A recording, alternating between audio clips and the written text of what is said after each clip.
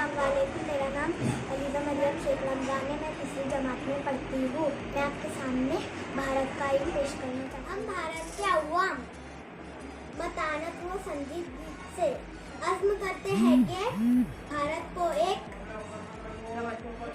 मुक़्तदिर समाजवादी अवामी जमहूरिया बनाए और इसके तमाम शहरियों के लिए हासिल करे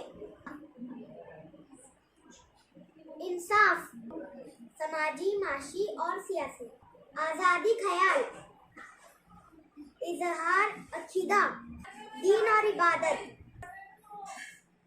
मसावात बाएतबार हैसियत और मौका, और इन सब में वक्त को तरक्की दे, जिससे फर्द की अजमत और कौम के इतिहाद और सालमियत का तयक्कुन हो। अपनी आइन साज असम्बली में आज 26 नवंबर सन 1949 को ये आइन को ज़रिया-ए हाज़ा इख्तियार करते हैं, वज़ा करते हैं और अपने आप पर नाफिज करते हैं।